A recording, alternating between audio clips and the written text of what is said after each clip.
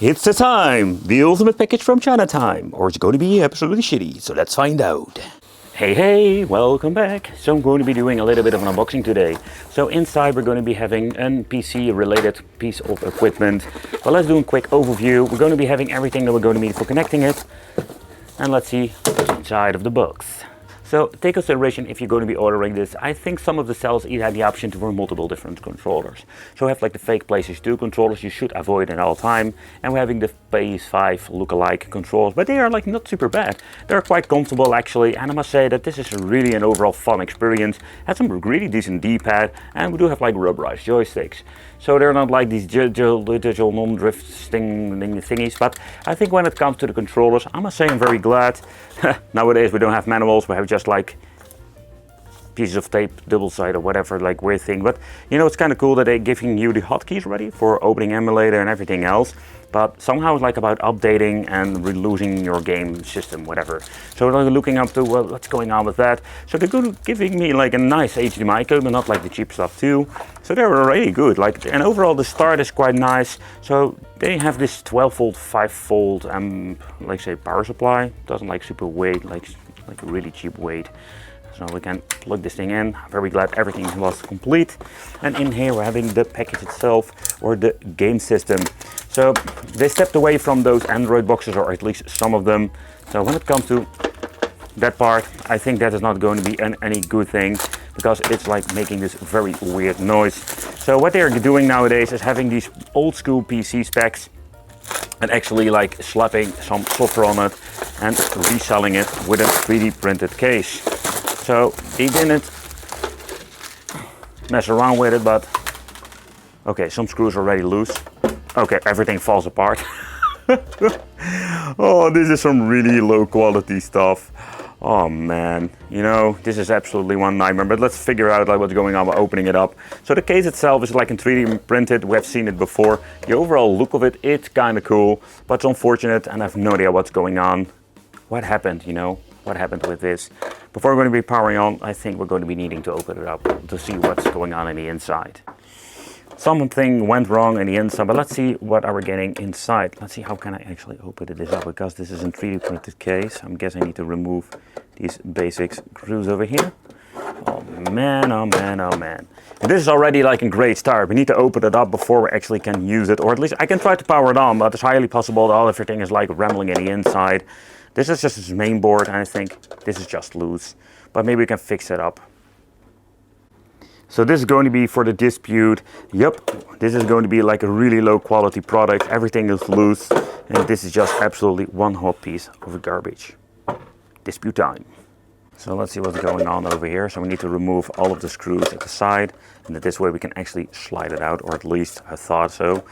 Ah, okay, so what actually went wrong is that they normally had like the SSD, like they screwed over here at the bottom, but something went completely wrong, and that is the noise we're going to be finding. So that's not going to be like a big problem, but let's see if we can slide it out somehow, because the SSD is already loose 100%. That's one thing for fact.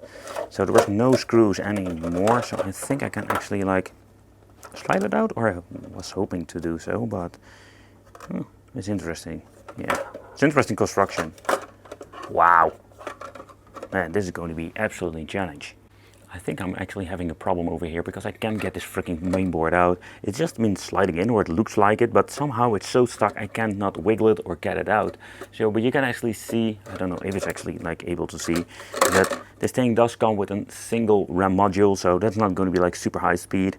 But you can slide it out normally. And this is a mainboard that we have seen before in different builds. So they're still reusing these old PC parts. I don't see anything with a power, like an on-off switch. So let's plug in the power supply. Let's see what's actually going on. Wow, this thing sounds like a freaking vacuum cleaner. And I don't see anything going on. I think ages, but something is going on over here. So out of the box it seems to be working. That's like a miracle. Wouldn't be the first time I got something like this. It doesn't work. But let's see what's going on. What does it actually boot up? Does it boot up into Windows and are using some other launcher, or are they actually going to be using Baltasera? Is it now seriously? Oh, there we go. I was thinking like it's going to be like in a boot loop, but it is actually using Baltasera. So I have no idea why they said something about that this thing is going to be having problems, that if you're going to be booting it up or updating it and your system is going to be corrupted. So man, there's some really weird stuff. Dongle has been implemented, so let's get myself the batteries over here, and in the meantime, let's see. Okay, it boots up, so the good thing. It comes with an SSD, so it needs to be so much more faster than the normal devices. Let's check it out. No, I don't want to search. So let's take a close look at the overall configuration.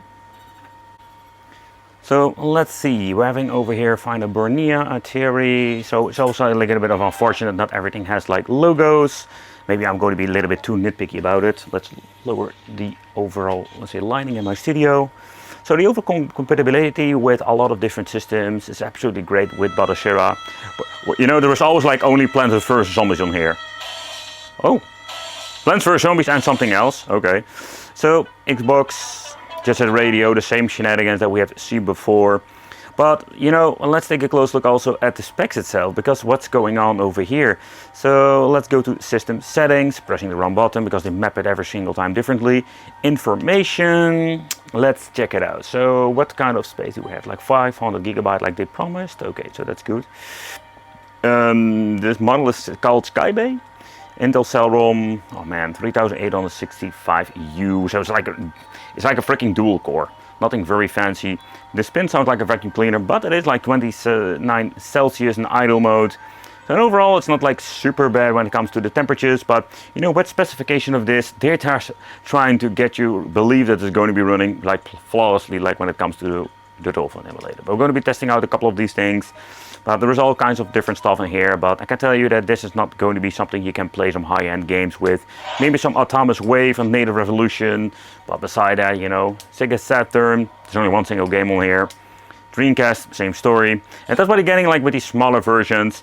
But again, like, in my opinion, they should just remove it, everything that is not like really compatible with Steam. Like, okay. One other thing I want to try out is to see what's going on over here with MAME, but you know, it's absolutely one hot freaking mess.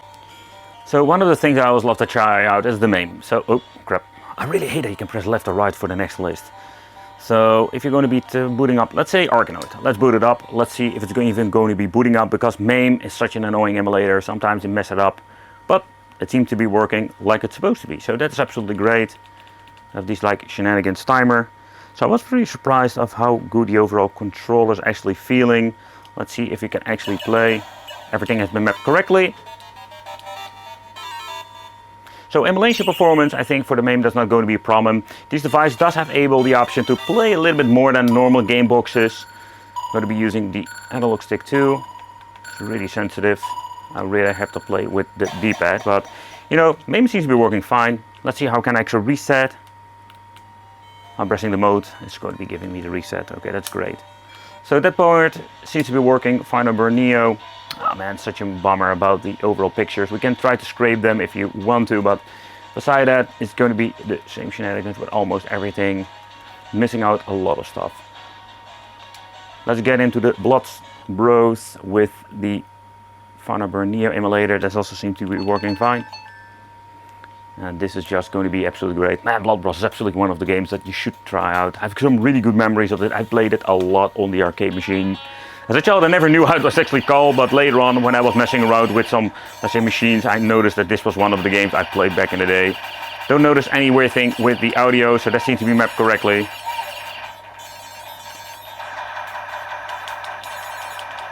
Yeah. But nevertheless, I just wanted to do a quick overview with some better overall capture. And you know, I wanted to focus on all kinds of different, like say, platforms. So when it comes to these PCs, whether they're using really old school stuff, you can actually play a lot of platforms without any problem whatsoever. So what's quite interesting, that we do have all kinds of MS-DOS games. Like, what the heck is going on? Is this seriously having Red Alert 2? I think they're going to be having Red Alert 1, because Red Alert 2 was actually not for DOS, so I don't know what's going on over here, but let's boot it up. Let's see. It does actually show our Red Alert 2. So can I actually start this up? Press any button to continue this time. But here you can see this program cannot be run in DOS. So I have no idea what's going on over here, and this is one of the things that I always love to showcase, because these things are absolutely just one mess. So I'm guessing this has been added to the DOS part, but this should be into the Windows, I'm guessing. So that it would be kind of cool to have like Rattler too. However, let's get into something else. So this stuff doesn't all work. Oh man, what a nightmare it is. You know, this is what happens all the freaking time. I think why they're going to be having these quick cache grabs, the PC Game CD, this seems to be actually booting up. This is quite unfortunate, because I have seen a lot of these. Anything will still hear, skipping the rubbish file. But the point is that also it doesn't have like overall great performance. You can just hear that it stutters like crazy. So yep, another problem that we're facing. And I think that is the biggest problem we're having with these devices, that like nothing is optimized. We do have bezels, pictures is missing, you name it, it's one freaking hot mess. So I just wanted to check it out. So if you're going to be looking into, say, some other games like this particular game, let's see what's going on over there. So it is another great example that this thing doesn't work at all. Like, it does give me like the blue screen of death. The partition formatted using USB, okay, what the heck, you know, and this is what's actually going on. So there's all kinds of stuff in here. So far, not a lot of luck. Can I actually reset this thing? Oh wait, yes I can. Okay, great. And I'm not like really trying to be negative and try to only go, let's just bashing on these things, but this is what happens a lot of the same times. Oh man. But let's continue. Let's deep dive. So one of the things I'm going to be doing is having native resolution, because I just wanted to see what is going on with, let's say, PlayStation. Look at this, like a couple of games. Oh! And let's get into some gaming. So PlayStation emulation itself is normally pretty good. Don't have any problems with this. Normally, like, if everything has been set up correctly. I think when it comes to PlayStation emulation, we can play it just fine on these like, cheaper game boxes. The cost a fraction what this thing costs. So if you want to, if you're actually interested in PlayStation 1, that is the stuff that you actually look into. Like, so a $40 game box can actually do the same thing. And does this game actually load up, or is it in? Let's try a different game. Oh man. Evil Dead, hail to the king. I was about to say, hail to the king, baby. Judy himself. Please insert disc 1. Yeah, because they installed disc 2. And another one to the fail list. Wah, wah, wah. PlayStation 2, that is a system a lot of you are interested in. So we do have like all kinds of different platforms. But I think where PlayStation 1 will not be a problem, let's move into PlayStation 2. But first we're going to be trying out a two-dimensional game, because the two-dimensional games are less difficult to emulate. So far so good. Everything seems to be working as it's supposed to be, so that's kind of cool. They can actually play some Marvelous Capcom #2. Absolutely great title, I just love to play on my original PlayStation 2. However, let's get into the game. Let's see how it works out when it comes to the overall gameplay itself. Music, no problem. I can't see and hear anything going on here. So they did manage to get this PlayStation 2 running. Do a little bit of screen tearing going on. Man, the controller's great. Oh wait, my R1 button was stuck. At the point I was saying like this is great, it completely was messed up. But yeah, emulation performance, yeah, this seems to be running fine, man. Yeah, D-pad is great. It's unfortunate the back buttons are a little bit feeling cheap, but beside that, let's get into some else and let's see. Let's try a different game, because I'm now really curious. Let's see what's on here. So there's not much on here. No, this is not a great game to actually check out. Oh, this is an interesting one. I just want to do a quick look into the Micro Machines V4 to see what's going on. But so far, I am really surprised about so far how good it actually works.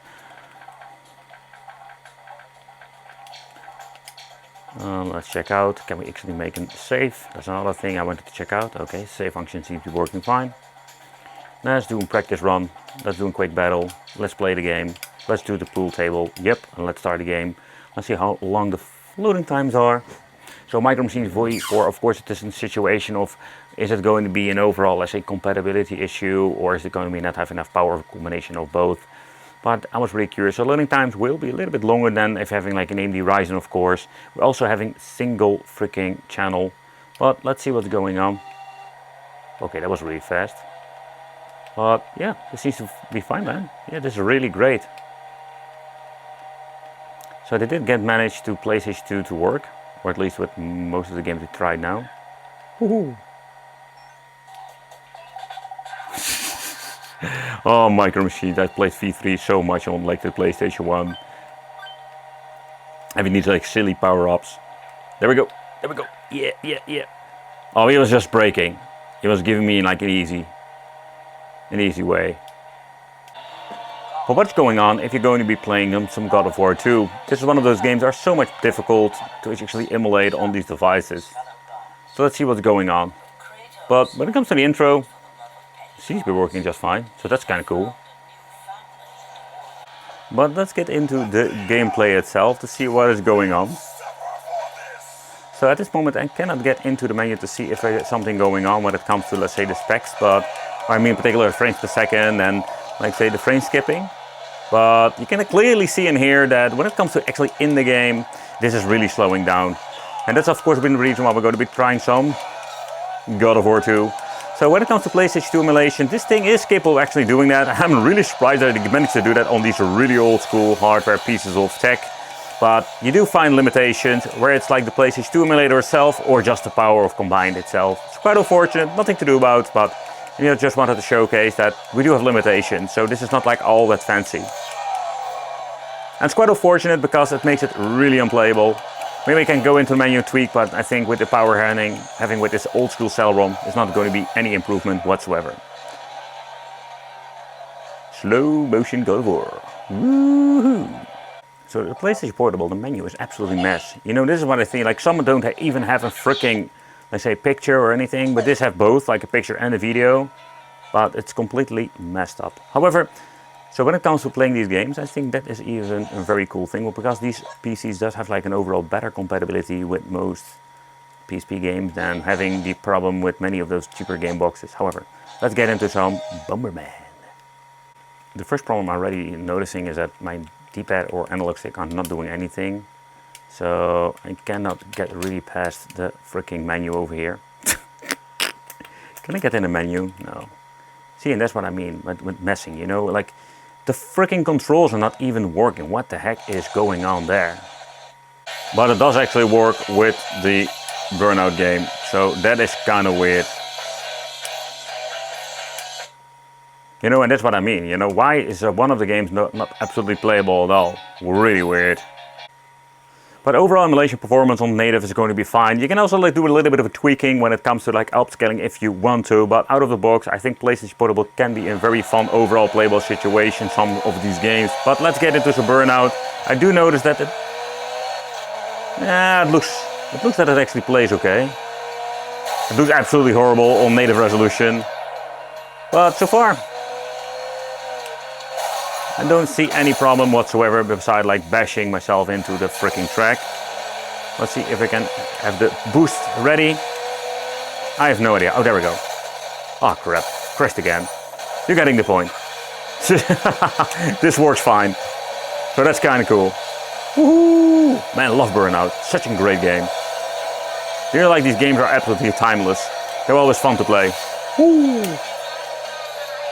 So what is kind of cool with these older PCs, and that is when I think it's so great with Bottasera itself, if you just want to play some N64, we struggled so much on those cheaper game boxes, but now with these PCs we can actually get yourself some N64 going on.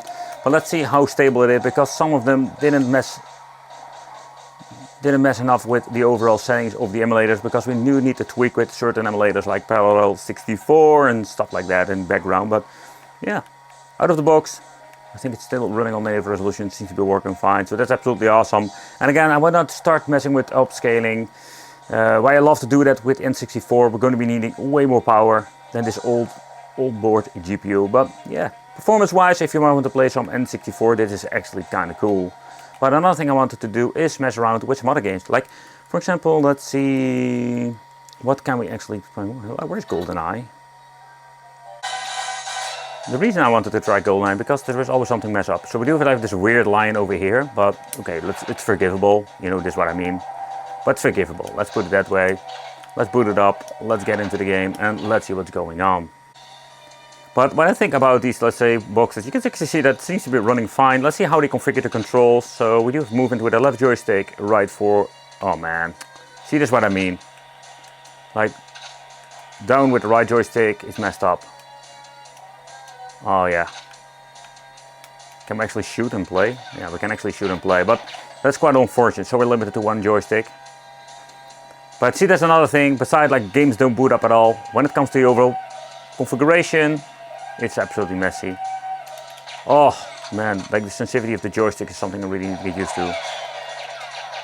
Fucking here like the freaking Terminator. But the point is that it's not unplayable emulation wise, but more controller wise. So that's great. They can play some old school games like GoldenEye, of course, but sensitivity, it's way too crazy. It's all over the place. But to my surprise, we do have this overall okay situation with the two-dimensional fighting games, and that is something we have seen before. But don't get too excited too fast. Let's see what gets into the game and let's see how this overall functions, because this is something we've seen before, that in the title and the movie and everything works fine, but if you're getting into the game, it's going to be stuttering like crazy. Still native resolution, that's weird vibration that I've seen before. I think that's to do with this particular game, but yeah, it's kind of cool to see that we do have games that are actually playable. But when it comes to the simple emulation, it's not going to be any problem whatsoever. Only the question remains, is this something you should actually pick up? So at this point, we see that there's a lot of problems. So stuff doesn't boot up. Some products are less places to, they're going to be in hit or miss situation. And we do have so many different cheap game boxes, even game sticks that can actually play just GBA just fine. And if you're going to be looking deep diving into the craziness, you can even find that have like quick load, quick save, aspect ratio and everything that you're going to be needing.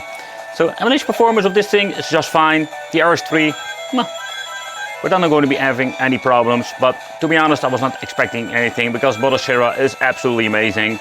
And even with these old school PCs, we can just play the handhelds without any problem whatsoever. However, let's deep dive into some other old school stuff, just for the fun. With DS, that is another system. So, you know, this is what I wanted to show you, that some of them do actually have like the artwork, but it's absolutely an old mess. Oh man, it's one big mess. So the overall overview of the games, you know, I just wanted to show you very briefly when it comes to the Game Boy Advance. Look at this. What a mess. So let's take a close look at the DS again. Let's use the back buttons for quick overall, let's say, configuration and getting into the certain list. Let's boot up some Bejeweled. I love this game. But when it comes to, let's say, emulation of the DS, I am not a big fan of it, with a simple reason, because we're going to be needing normally two displays, and you can just see that it seems to be working, or at least it seems to be booting up. Let's see, I can use the stylus. You can switch screens if you want to, but somehow the stylus is not here. But how about the 3DS part? Normally I don't really test this, with a simple reason, this is it. It runs like crap. The 3DS is quite difficult to overall emulate, and we're going to be needing way more power to actually get this to work. But then overall, if you want to ask yourself, does it really do? Yep, it runs without any problem, so that's cool. And I think this is just great, but you can also just play this on your typical, let's say, cheap game box. However, I must say the D-pad is really nice. I already mentioned it throughout the video, but I can tell you that I am really pleased with the overall configuration.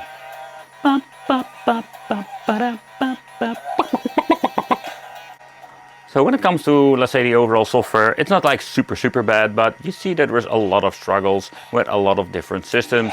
Atomic Wave, another system that is normally like unplayable, some of the game boxes, game sticks, but let's boot up into the Dolphin Blue to see how it is with these, let's say, older PCs.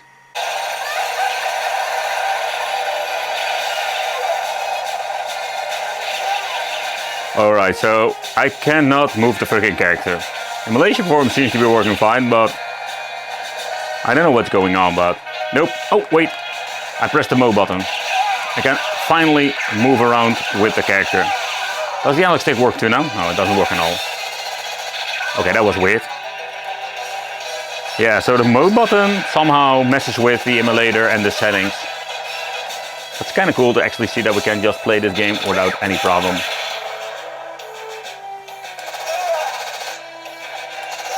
But Sega Saturn is another system that is quite difficult to overall emulate, and I must say depending on what kind of emulator they're using in general, because the overall support of Sega Saturn is not going to be like the best thing out there. However, with this PC we're going to be having slightly better overall, let's say, power than when it comes to these cheap game box that we have seen before, but also optimization is one of the keys that having, let's say you have seen it before with the Steam Deck for example, where something is really optimized for a certain kind of low power device, that we do have like overall great performance. Loading times are quite long. And you can actually hear that it runs already quite bad. And I just wanted to focus on to see how far we can push it. So when it comes to, let's say, a system Space 2, Sega Saturn, you know, stuff like that is quite difficult to emulate. It's going to be hit or miss. It's highly possible if you're going to be plugging in, let's say, a two-dimensional game, it seems to be working way better. But again, this is just completely freaking unplayable. Sega Dreamcast on native resolution can be played on these devices without any problem, but I just want to do a quick overview. And I think this is a system that can also be played on those cheaper game boxes. I have seen a couple of, let's say, with more expensive game sticks that do have the option, but also depending what kind of emulator, if they're using Reincast or if they're going to be using Redream. But let's see if we can manage to accelerate here. There we go. But yeah, there is no problem here, as you can actually see over here. So Sega Dreamcast emulation is actually possible and absolutely awesome. Woohoo! Just cruising around. Don't care about the money. Oh yeah. Nope. Jump. Where Dreamcast there is only one single game, it seems to be with Naomi, there is like mostly that's where the focus is. So Dreamcast runs pretty good, but it would be fun to actually check out one other single game. So at this point I don't expect much problems. Even on this really old PC, you can see that Sega Dreamcast, or actually the Naomi arcade system, runs quite well. So let's see what's going on with the analog stick. Okay, so it's the same situation like with the Atomic Wave. We can actually use the D-pad only. The analog stick isn't configured at all, so that's the thing that we're going to be needing to live with. But throughout the game I don't see really a lot of glitches. Oh wait, I see like a minor one over there. But beside that, I think this is going to be an overall fun experience.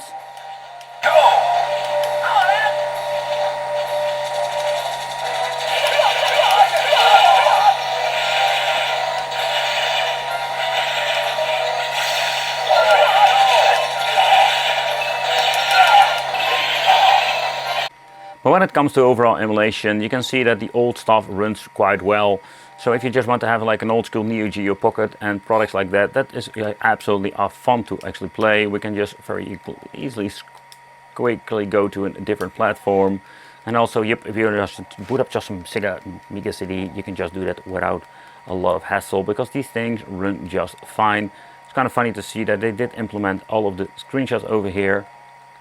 So when it comes to the Sega CD part, I must say that you always need to look for a game stick or a game box that actually had Console X EmuElec. Otherwise, with those simple plug and play things that are like this Pandora's box look-alike menu, most of the time you don't find Sega CD there. So it's kind of interesting and also kind of weird at the same time, because it's actually, what I understand of, running quite well on most of these products.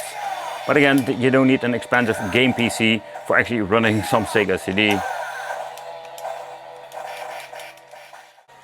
But what do I actually think of this plug and play game box?